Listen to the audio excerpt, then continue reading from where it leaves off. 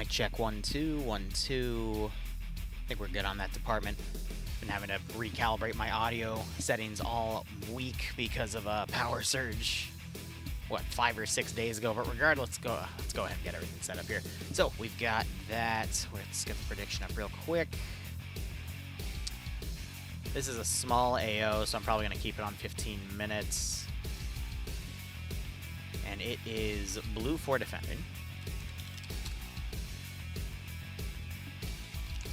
And op for attacking.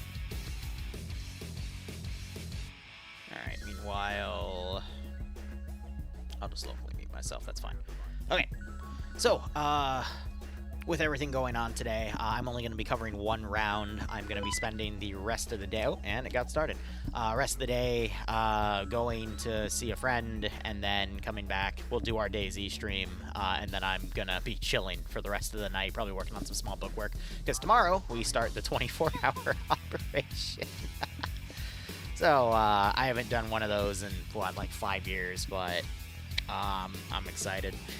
Nonetheless, let's go ahead and cover the first round of Friday Night Fights here. We've got blue 4 attacking, op 4 defending. Prediction is up for anyone that wants to bet, and otherwise, let's go ahead and look things over. So, blue 4 going to be, oh wait, I might have just said the wrong thing. No, blue 4 is defending, op 4 is attacking. Anyway, blue 4 defending 3 ammo caches, op 4 trying to destroy 3 ammo caches here. We see that with the defend and destroy. If blue 4 is able to successfully defend at least 1 ammo cache or wipe the entirety of op 4, they win. And if op 4 are able to wipe the entirety of blue 4 or destroy all 3 caches, they win by default. So, with that out of the way, let's go ahead and look at the briefing. View distance is going to be 900 meters, 45 points for op 4 to defend. Oh, excuse me, blue 4 to defend. Fortify color is going to be green, and the time limit is going to be 50 minutes for the round. Otherwise, notes for this mission, be careful with the rocks. We won't want Arma to have many kills. That's because sometimes the rocks do kill people, and it's kind of funny to watch. Rocks in the southwest are beautiful, but have a bit of a weird clip causing you to float. Interesting. Otherwise, background, blue 4 has an interest in the Trinity because of the different geological formations. They have 3 crates with geological and seismic gear that they're using for research. Op 4 wants to disrupt and destroy the research because they know the secret that lies below. Oh boy. Otherwise, light forested hills with added large rocks. Blue 4's gear is going to be U.S. Rangers, infantry only. Looks like they're going to be given SCAR H's, so those are 20-round 7.62 by 51 NATO battle rifles. We've got Mark 18s with 320 launcher system for team leads. Mark 11 medium ranged marksman rifle, that's what I'm looking for. That's also 20 rounds, 7.62 by 51 NATO. Not a battle rifle, but an actual marksman rifle. It's a Liru. Howdy. We've got the M249 for the light machine gunners, AT4 for the single shot disposable AT weapon that it's the light anti-tank, that's the term I'm looking for blue 4, and then medium machine gunners in Delta get the medium, the M240 squad automatic weapon. Otherwise, Op 4's loadouts are going to be Russian Ratnik uniforms. They're going to be AK-74 based, so we've got an AK-74, a GP-25 grenade launcher system on this AK-74 for the team leaders. Marksman rifle is going to be the SVD, which compared to the Mark 11, it's night and day. RPK compared to the M249, night and day. It's only got 45-round banana mags. RPG-7, though, better than the AT-4 because they're given 2 rounds for it compared to the 1. And then PKP versus the 240, I mean, that's both are 100 belts. I mean, that one's more subjective. But if you bipod both and use them as medium machine guns, you're not going to find that much of a difference, at least in my opinion. Regardless, going and looking over at the roster, we have 4 blue 4 attendees commanding with Blam as the 2IC. NASA going to be leading Alpha, Wonder being the marksman for Alpha, Kremet being the medic. Alpha 1 has Hunt, Brain, Depto, and Angel under him. Samuel leading Alpha 2 with Epicuro, Miguel, Kajonovic, Kyle, and Avalos. Bravo being led by Skipu. Looks like they've merged everyone in Bravo together. And he's taking the team leader slot because he has the grenade launcher. Otherwise, he's got Max Tectomics, Wiki Quartz, Pit Angus, there's a double G in there, so I'm just going to call him Grzanka. We got Vifno 48668. I'm 48,668. they just throw a bunch of numbers in their name. And then Rambo Bambo Rocky 19. Regardless, Charlie staying the traditional route here. We got Bates leading with Smith as the marksman, Kabuli Face as an explosive specialist, and Mike as a 2IC because he has that GL. Otherwise, Franz, Waldo, and Norris under him for Charlie 1. And we just have a Delta team here. It's Grav leading Tomer and Kissing. 2 of them taking the medium machine gun roles for Blue 4. Otherwise, looking at Op 4's roster, we have Charlotte commanding. Alpha being led by Alexander with Lolo as the marksman, McBain as the group's medic. Seismo, Goblin, Korvac in no time forming a group under Alpha 1 with no leadership. Bravo looks like they've merged everyone together. It is Nemesis leading Katz, Dobbs, Nick, Cullis, Johnny Finn, SL Dream, Purton, and Malin. Otherwise, Charlie being led by Ash with Tackleberry as the marksman and Eric as the medic. Major Khan, Wheaton, Stark, and Harana all under Charlie 1. Stark's back. Stark, I haven't seen him in a hot second. Used to be one of the best players in Friday Night Fights. It was him, Falcon, T5 Bay. Like, those were the 3 to always watch. Norris on occasion, too. Those were the individuals to watch on top of Scandia Recon and Papega.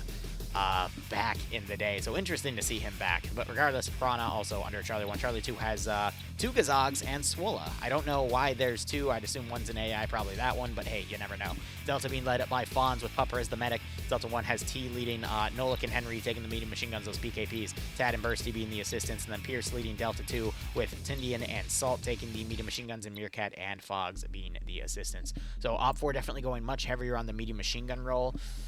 I guess that makes sense because they're going to be fighting a lot of M249s in Blue 4, so they need that added firepower that the RPK simply can't deliver. It's just when you're on the attacking team, it can be really tough to utilize your medium machine guns in an offensive role because those weapons are much better suited bipoded or, you know, in a fixed position to fire. Otherwise, you just get a lot of weapon sway with it, and it's going to be able to really quickly tire you out, you know, drain your stamina, so you're not going to be too effective with it, especially considering it's with the guy that's known for moving through open field, so I'm a little worried about Delta, but Pierce has a wonderful strategy, and even though we've got open fields, it looks like there's a lot of cover and concealment to work with between the rocks and the bushes and trees, respectively. Though there could be an argument for if a tree in this game is concealment or cover. I guess it just depends on the texture, because some will absorb all fire, and then some will let some penetrate, and then some are too thin for you to properly hide them behind. Regardless, looking over at the destroy areas here, we have a little bit of a military base with some fixed choke points. However, I'm pretty sure you can climb on some of these rock angles here, so that's pretty much giving your opponent a way to come right up and then, you know, get into a high position and shoot at anyone below. So this military base to the south, I feel like, is a bit of a what's it called, you know, where something looks appealing but in reality it's meh, you know, kind of like a Trojan horse, I guess, but I feel like there's another term for it. But if they aren't able to lock down the perimeter of this position, Op 4 can just get on the perimeter and pretty much slaughter anyone in there. So that one, I feel like, is a bit of a Trojan horse. This one over here, though, we've got some battle towers in play. Though you got to be careful because Op 4 does have RPG, so they have a lot of AT capability, even though it's technically only LAT. But multiple RPG shots to these towers, and if they get an explosive specialist to run up and throw a charge, that's going to cause some pretty massive damage. Hope everyone had a great 4th of July. And then otherwise, you do have the, you know, the dome in the middle, and I've seen in the past some teams run up and fortify so they can, you know, get on top of that. But again, one explosive satchel and they're all dead. But yeah, the cache is tucked away back here, so that's not too bad of a spot. And then you got this little Overwatch position with the cache up here. You can definitely tell that Blue Force decided to take this position. They've already been fortifying some of the tower positions here. And I'm going to be honest, this one is kind of nice because you do have this top story area. However, one grenade gets up here. There is no cover against that grenade. The only luck you have is if the grenade rolls into here, but it looks like they're also trying to fortify the cache in case shit like that happens. It does have some pretty nice open areas next to it, and it's got some good Overwatch to the north. So, in reality, I mean, you've got the north lockdown, you got the west lockdown, but you do have these really nasty sets of trees to the south that Op 4 could potentially move up on and through. Plus, you don't know if Op 4 is going to be spawning in the other areas, but again, you do have a bit of low ground to work with, and I think that's what Blue 4 is banking on, hoping that Op 4 comes from this direction, because I don't think Blue 4 knows specifically which zone Op 4 not only started at, but which one they're actually going to come from. So this is a tough AO. Definitely, I'd say more leaning to Op 4 in terms of the attacker side to get to things, because the defensive sector is just, they're a bit tough. But we see Blue 4, it looks like they're also congregating to this southern sector here. So we'll just have to see how things go. This one, I can understand them not wanting to touch, because a lot of the fortified positions and Overwatch positions you can just destroy if you get close enough. And if you hear beep beep and you're up here, you're already dead. Regardless.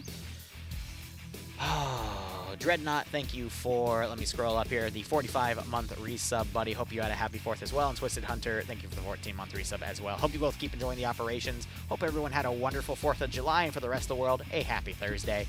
Otherwise, hope you all keep enjoying the operations. Hope you get a nice kick out of this scenario. All right, how can Op4 assault this AO? I'm going to be honest, reading from the map, it's a bit tough because it looks like all this is just forested, and then it doesn't really show you where the open areas on the map are. So you would be lulled. I guess you could, this would be an open area, right, if I were to verify it? Yeah, kind of is, but if I were to look on the map, let's say the area is here. Also, pardon that, that's Bloodwing playing Mario Party in the background. But yeah, she's a little obsessed, but it's okay. Regardless, you do see the open areas a bit, but that's only if you know to look for them. So to most people, they're going to see this and think this is all just forested area, but I mean, it's indicating there's a lot of rocks here, so you could potentially just have a plan to move up on these rocks and get up to this high position, not knowing what this is, even though we know what it is from the bird's eye view, but I guess you could technically get on a high position and scout that out, but that requires you to actually go and do that, which I'm not sure you can do during safe start. But, I mean, your two plans is either to come from this side and then come from the rock wall and then minimize the fact that you don't want to be pushing into two potential enemy defensive positions at once. So I'd say go south and then attack it from the south. Because attacking from the north, you notice there's a point marker here for 16 and then 45, so this is going to be a low to high ground. And if I were to look at this map, this is where I would think there's more of an open area between these little areas here, because you can notice the little green spots showing that those are like shrubs or trees, but then you see this open here, so that's a kill zone. And then it's next to a road, so you're kind of boxed in on this spot. So I feel like going north is a bit of a suicide there. But going from the other side, you have all this, you know, dots, all this forested area here. You got an Overwatch position you can take here, which offers, what is that, a 300, 400? Yeah, about a 300-meter Overwatch position. If I was using Delta's medium machine gunners, I'd put them up there, and I'd have them cover my infantry advancing on to destroy Objective 3. We could literally spawn on the bottom right there, put my Delta team up there, have my infantry assault in, and just hit that position head on. And if I feel like it's too congested, I can have some forces bank off to the south and come in. But I'd be a little worried about these open areas too. I don't know, it's a little far for Delta to be assaulting that position, but this would definitely be an AO where if I was in charge of command, I'd be allowing for my guys to, or my squad leaders to basically control how the squads move, and I would just give some general plans. But I'd either be attacking from the right, going to destroy 3 first, or I'd be attacking from the left, going to destroy 2 first, looping to the south. And then once you get your foot in the door on one of these objectives, at that point, you just tell your guys, hey, go doot, or doot, or doot. Honestly, minimizing the open areas there, staying on the edge, that would be their best call. So, I don't know. From the map perspective, and this is because it's XCAM prototype, so it's an older Arma 3 map. You can tell by the look of these trees. These are some of the older cut-ported trees. But it's really tough to get a map read. You're going to have to actually go down here and set things up. But I mean, luck be have it here, we do have a really good medium machine gun window right here. That also means this is going to be locked down pretty well, but you've also got some nice two-story accesses here, and you do have some angles through the trees where you get some really good sight lines to suppress that position. What you're going to be fearful, though, is enemy marksmen. So, especially since they have Mark 11s and, you know, Op4 have SVDs, not the nicest mashup there. Oh, I would let Pierce do whatever he wants, okay? Because at that point, I'm just going to have Pierce do his thing. But, you know, if I was ever in command of Pierce, I would, first off, assert authority, and then put him in a tree line in the middle of open fields and say, all right, here's the deal. Go up the tree line and stay stealthy. If you run into the open fields, you're dead, sir. And then I'd laugh because he might still do it, and I'd get some good content out of it. Look at this little hiding position, though. They're putting the light machine gunner with the 200-round 249 down here. So anything that comes up can immediately get mowed down. But he's got some pretty good coverage down here, but he's got two different angles to look at that are literally facing opposite directions here. So he can very easily get unlucky and taken out on that spot. You know, part-time, that's a great question. I don't know. I love him to death, though. It's funny as hell when he does an open field charge. Oh, look at this. So they built a little grenade bunker out of that. That's nice. But yeah, no, Blue 4 definitely investing in this one territory here. And I don't really see anything else right here, which kind of sucks. But you could put like some sandbags here and then make a little murder hole for like 2 people down here to lock down these 2 openings. But that's fine if they don't want to go with it. That's what they get. All right, looking, we've got 30 seconds left on this round. Final prediction from me based off of who we have on the roster. I'm leaning towards Op4 because we have a very aggressive Bravo team here with Scandi Recon. However, Blue 4, we do have some heavy hitters. I saw Zixme, and he's going to be playing cash security. So, I mean, if he gets a good angle, people from OFCRA usually cancel out with Scandi Recon in a head-on-head fight, similar to how Scandi and Papega canceled out. But, you know, it takes one really tough community to, you know, come in and just nullify another tough community, leaving it to everybody else to go. And, oh, there's honestly no telling what can happen this round. But, hey, look at this. Look at this. They're going south. I called it. So it looks like they're going to be doing a pincer maneuver. They're sending 1 squad to the north. That's Delta. And then the rest of their forces are going to be going south. One thing I never understand in FNF is when commanders deliberately take some of their assets and they just put them on their completely own separate vector instead of putting them in a position to overwatch. We saw that back in the day with X-Ray, which was the sniper team. They would just have a license to go out and do their own thing on a completely different angle, and it was a really dumb decision in my opinion. But we sometimes see that with Delta too, or vehicles. Delta could go in a really nice spot right here on the hill and start suppressing from range if they wanted to, because that's at least going to pull attention, and then maybe these forces can continue to go south. But I think what they were trying to do here is maybe come up, put these guys on the hill and just have them look over. But you want to make sure for your medium machine gun team, especially if you're on offense, you want to put them in overwatch positions that'll assist your force here. But it looks like, I'm going to walk back on what I said. We do see that happening. We see Charlie pushing up this hillside here. There's some open areas, but again, I showed that was really hard to read on the map. But I think Op4 is going for a line attack here from the west to converge on this AO, and then they're having Delta cover from what hilltop they have access to in this position, which is this one right here. I thought I saw, yeah, so Hill 46. Blue 4, interestingly enough, is making a critical mistake right now. They are putting a bunch of units out in Overwatch positions right next to where Op4's had a spawn point. What this is going to do for Blue 4 is lock down all these areas, but as you can see, Op4 didn't choose to spawn over here. They spawned on the other side.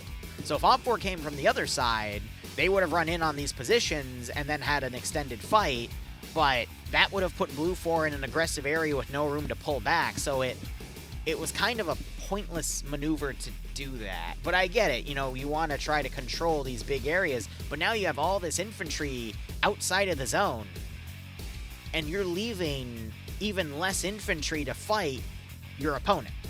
So this is a common strategy we see done where it just puts you in a position to be defeated in detail by having your opponent hit the actual objectives with a much higher number advantage than was intended for the game, because you've artificially taken some of your troops and you've completely moved them out of the picture. So here's what's going to happen now. We're going to see probably the first open up right here with the guys scouting things out, because you can see that they are within visual line of sight, and this is only like, you know, 150 meters, so they're going to engage. You might also see these guys see Delta and open up on them. These guys are going to come up here and either going to go to the northern AO or the south. Delta trying to find more positions to get on Overwatch to cover the advances. Op4 are pretty much going for both of these areas at the same time, but with their number advantage, they're going to be able to take everything. And there, we got Blue 4 sighting one of the Op4 members moving up. And Burton's taking a few hits, but he is not taken out just yet. I think the one issue I have is Blue 4, they decided to garrison all 3 zones, which is fair, but Op4 have such a high amount of players that I still think they're going to be able to steamroll both of these. And you already see this infantry advance coming up. No smokes even being thrown yet. They're just going to move under the cover of fire. Blue 4 might sense this and turn all these forces around and just form a even bigger defensive garrison on this final position. But when they're taking attacks from 2 separate locations, there's only so many firing spots they have from this one AO. I think Blue 4, their best strategy would have been just to pick 2 AOs and then have a maneuver team ready to counterattack or flank the attack of anything that came in. Because now you already see Blue 4 folding off of this position, or at least most of them are. One of them's dead up there. You got RPGs firing up here. You got grenades going overhead as well. But Op4, yep, as I predicted, they're able to climb up here, and Korvac just failed his grenade throw and got knocked out by it. Yeah, you gotta be careful when you throw grenades uphill, because if you don't throw it with enough strength, it's just gonna come back down to you. Thankfully, there's a medic right here that can start working on him, but yeah, it's always funny to watch him do that. And now Blue 4, interestingly enough, is pulling out of this zone entirely and reinforcing the back zone here. We don't see any reaction from Command. We see these 2 coming up around, but again, I'm really worried they're going to put way too many forces in this position and run out of firing positions. Satchel goes off in that building. We see some bodies falling. That is one confirmed body up there. I think I saw another body fall with it. Yep, right there. So that's the power of the Satchel. And that is why on defense, you don't want to be in these buildings. The only 2 buildings you ever want to be in a defensive situation is the Arma 3 Research Office building and the Arma 3 Office building that gives you rooftop access through the ladder. Those are the 2 main buildings that if a Satchel is thrown, it is not going to destroy the building because there's no destroyed texture for it. These barracks buildings or these cup-ported research not research, ATC control tower buildings, 1 Satchel, you're screwed.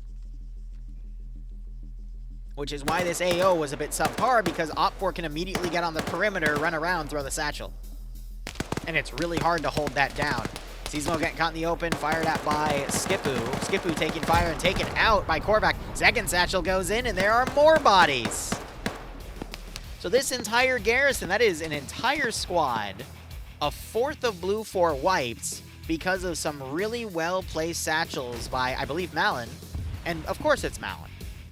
Malin's the head honcho right now for Friday Night Fights early branch. So, obviously, he has to have an ear on these streams from time to time when he's dead to do administrative stuff. So, when he hears me rant about strategies like these, this is him putting it into practice. And that has given Op4 a significant... Alright, you know a side is winning. Look at all the skulls in Bravo. On Blue 4, mind you. And now look at all the skulls on Op4. Specifically the lack thereof. So Op4 is up an entire squad after already starting with a 5% number advantage. And so far they're having a perfect game. That's not going to maintain. But if you're able to wipe an entire enemy squad, especially when it's only about 70 players right now, 35v35, you've gotten your opponent from 35 players to about 28, 27, and you still have about, 37, 38 because of that number advantage in the beginning. So you're close to a 2-to-1 ratio. And there's still 2 objectives to play on the ground. Team 6 Is this where I park my car? No, but I'm probably going to be asking you that in a few hours, Spooky. How you doing, buddy? Thanks for the 17-month resub. Spooky's the guy I'm actually going to go see in a bit. He's got a small town festival he's a part of. And it turns out it's like 25, 30 minutes from my house. So might as hell enjoy today, especially since we have that 24-hour up tomorrow. But him and I work for the same charity, Always Give Back. I think we have a title card if you scroll below. But it specializes in providing PCs to veterans. But nonetheless, Spooky, thanks for all your support, buddy. Hope you keep enjoying the operations. Hopefully I'll see you soon. Hope you get a nice kick out of this scenario. I just watched a guy get headshotted. The issue is I have no idea how he just got headshotted because there's... Oh, Blue Force counterattacking from the south. That's it. So it's a 4-man counterattack. across 2 teams of 2, and there's objective 1 being taken. We have another 2-man team in the back, so Blue 4 is resorting to utilizing small kill teams, but they're not lone wolves, so they're able to do stuff like this. And they're coming in and they're picking off big chunks of Op4. So Wonder, he has the marksman rifle, he's up a kill, so we got that solid headshot right there. You got this other 2-man team coming around. They're putting satchels down. Oh, they're going to try to bait Op4's aggressiveness to come up so they can detonate the satchel. Lolo, meanwhile, about to get walked up on by Malin. He gets shot in the butt and knocked out. Now Wonder's over here. I wonder if he'll pop a few grenades. I'm not sure if those Blue 4 guys fired enough shots. They needed to bait Op4 a bit better, but I think Op4, instead of going up to them, went up to the other 2-man team. Meanwhile, this other 2-man team is a little further back. It's Zixmi and Bluck, 2 really powerful players, but I think they're struggling to find where Blue 4 is at the moment, because, Op4 is, because Op4 is now transitioning to the final objective. And then you still have Delta back here, but they're not really going to be in efficient positions to cover. So, great work on Blue 4 to send these 2-man teams into counterattack, and they've definitely pulled Op4's attention away. This is causing the northern team now to only send a squad in at a time without any squad support from the south.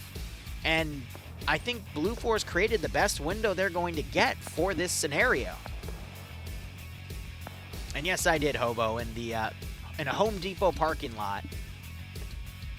That's a story in and of itself, but I'll tell it another time.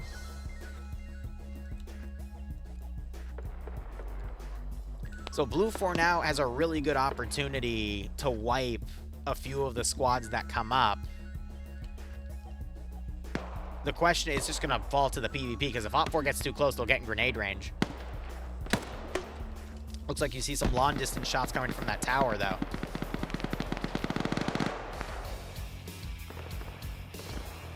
You got Wonder moving around, but Curtin is waiting.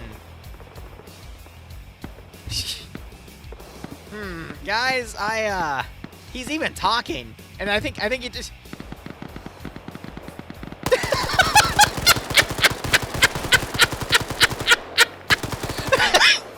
That solid, wait a minute. Wait a minute, you're not on my team. I think Purton heard him. He heard Wonder and fully thought Wonder was a part of his team, because of the amount of Op4 actually coming into the zone, so that's why. But my god, that was something. Yeah, and they've completely negated the satchel now. They could dead it now and still get Nick, but everyone else is coming around this side. And then you got the main attack right here. So satchel goes off, but I think Nick survived it because he was prone because of the gunfire. So if Op4 went the other way, though, they would have gotten, Blue 4 would have gotten a massive multi-kill on him. But regardless, now you've got Op4 starting to assault this position, grenades going in. Even some AT firing at close range. Meanwhile, it looks like Delta in the back line have been found by Pierce and, not Pierce, Pierce is on part of the defenders. It's Zixmi and Bluck, and they're up 3 kills, taking out this team. The question is, does Op4 have enough to take it? And I think Op4 has been successfully divided amongst multiple flanks. You have a counter-attacking squad being sent to the south to clean up the Op4 that went south. Blue 4 actually have a really good opportunity to transition here, but it looks like they're now going to pull back instead, which is also not a bad call because of reconsolidation. But this is going to further pin the Op4 element to the south in a further southern position by using their aggressiveness against them, which further takes them away from supporting other aspects. So I think Tendy's best call here for Blue 4 was sending those 2-man teams to pull attention away, because that's pulled half of Delta away from supporting the main fight. That's pulled at least 2/3 of the infantry in the southern attack, the majority of Op4 Bravo, away from the main fight. And that's allowed for a more even fight to be done right here. What I am worried about, though, is look on the map, look at the little amount of defenders we have, and then we do have some Op4 members from the southern position still trickling in and ignoring the fighting down here. And if Blue 4 doesn't bring forces back to reinforce this position in time, Op4 is still going to make it to the cache. And that is why I think Blue 4's major mistake was putting Delta all the way back here when they should have just been on top of this position by default. I was worried, again, as I said, that they were putting way too many people in here, but as you notice, they literally sent an entire squad out to deal with the southern side. I think that was the right call, but now they've understaffed this position. So if they only had, you know, the 4 or 5 guys that are in the back line here still covering this area, that would have been perfect. Because now you're just having a direct fight. Tackle Bear is going to get the flank on Mike. Is that an RPG? No, it's an SVD. Okay, yeah, he had a lawn gun. I'm like, what's he using it for? But you got Charlotte moving in behind Waldo, and what the heck was that? Well, something happened there. So now you only have Smith up here in the bunker. He's trying to get a shot through the sandbag, but can't seem to. I don't know what he's specifically firing at, though.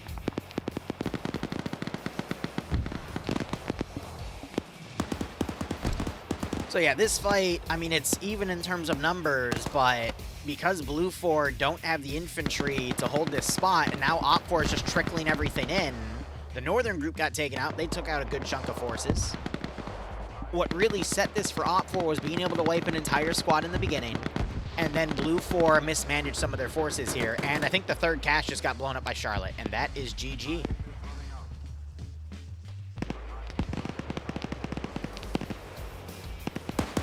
Okay. That was a quick round. That only took 15 minutes. I'm going to look at round 2, and if it's going to be another quick one, I'll cover it because I don't have to go anywhere for like another hour. But if it's going to be like a vehicle AO, then there's no way. But let's see what comes up. But that was very... Blue 4 had a really solid plan there. It's just they overextended their defensiveness. And if they had the guys on the back line come in and play Overwatch instead, I think that would have extended the round a bit more. Oh, yeah, no, this is a massive vehicle fight, which means it's going to be a large AO, which means it's probably going to take like 45 minutes to an hour. So I'm going to call it here. We will be back. Yeah, we will be back later tonight for DayZ. We'll be covering that for 2 hours, and then tomorrow is the start of a 24-hour op. All the mission files are in. I'm waiting for them to test them all and then report back to me if anything needs to be changed. I don't think anything will, but, I mean, I had to literally edit those mission files on 4 separate occasions because they wanted me to add stuff and then remove stuff and then add stuff. I called it, too, because I've had the mission files ready for so long, but, you know, they're the client. I'm the guy that makes the mission. But regardless, that's going to be it for me. We'll be back in about a little over 4 hours for some DayZ, hopefully. But anyway, thank you so much for watching. Go operate operationally. Ghost Wolf, good question. I will text you and Razor and let you guys know. Otherwise, cheers, guys. Have a good one. Short and sweet. Go operate operationally. And I will either see you later tonight or sometime tomorrow for that 24-hour operation. Doodles.